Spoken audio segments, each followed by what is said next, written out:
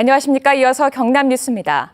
대우조선해양이 지난 2분기 3조 원대 손실로 채권단 실사가 진행 중인 가운데 노동조합이 대우의 회생을 위해 채권단에 적극적인 지원을 촉구했습니다.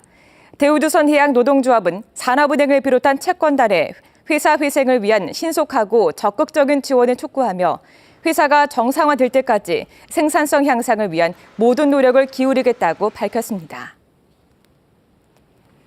박종훈 경남교육감이 KBS 창원 시사 프로그램 뉴스 인사이드에 출연해 경남도의 지원 없이도 교육청의 역량 안에서 무상급식을 계속하겠다고 밝혔습니다. 경남형 급식 모델에 대해서도 구체적 계획을 설명했습니다. 보도에 진정은 기자입니다. 박종훈 교육감은 무상급식 문제로 도민에게 불편을 끼쳤다는 사과로 대담을 시작했습니다. 교육감으로서 대단히 죄송하게 생각합니다.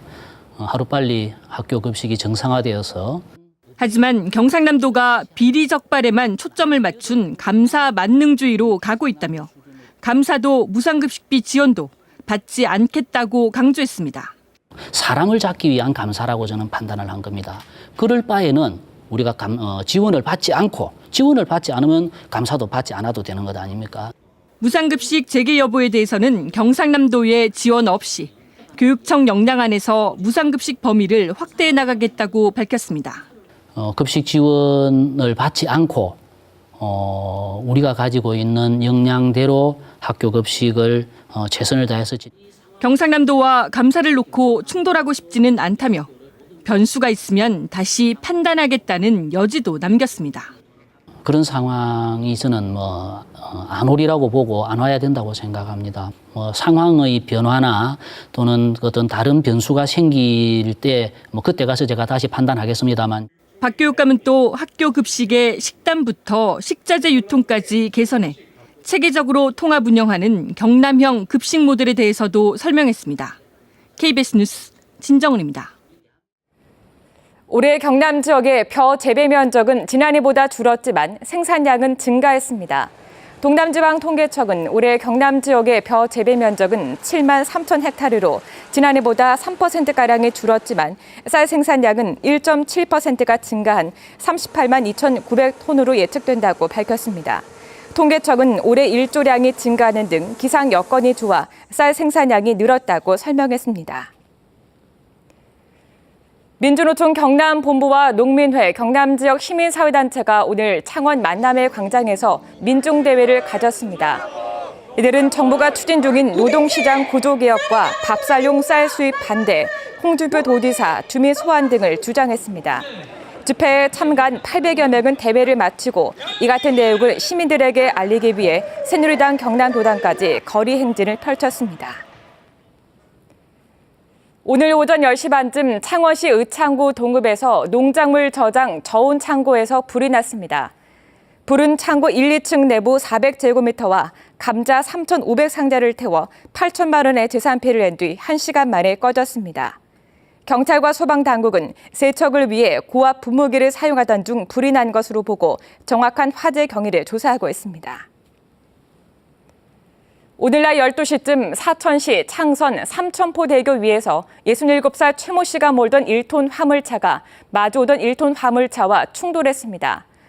이 사고로 화물차에 타고 있던 66살 김모 씨와 맞은편 차량 운전자 71살 정모 씨가 숨지고 화물차 운전자 최 씨 등 2명이 크게 다쳤습니다.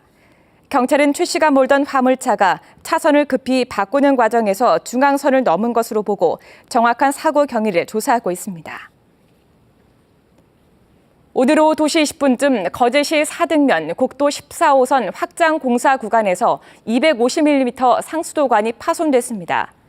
이 사고로 도로 50m 구간에 일부 균열이 생겨 한 개 차로가 통제돼 극심한 차량 정체를 빚고 있습니다. 또 인근 마을에 수돗물 공급이 끊겨 주민들이 불편을 겪고 있습니다. 진주국토관리사무소는 공사 도중 도로 아래 경사면 흙이 쓸려 내려가 사고가 난 것으로 보고 오늘 밤 9시까지 임시 복구할 계획이라고 밝혔습니다. NC와 두산의 플레이오프 입장권이 4차전까지 전량 매진됐습니다.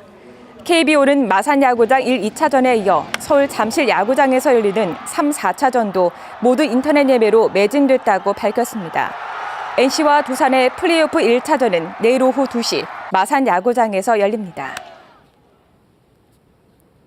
경상남도가 고향인 출향도민을 지원할 수 있는 경남도 출향도민 지원에 관한 조례가 만들어졌습니다.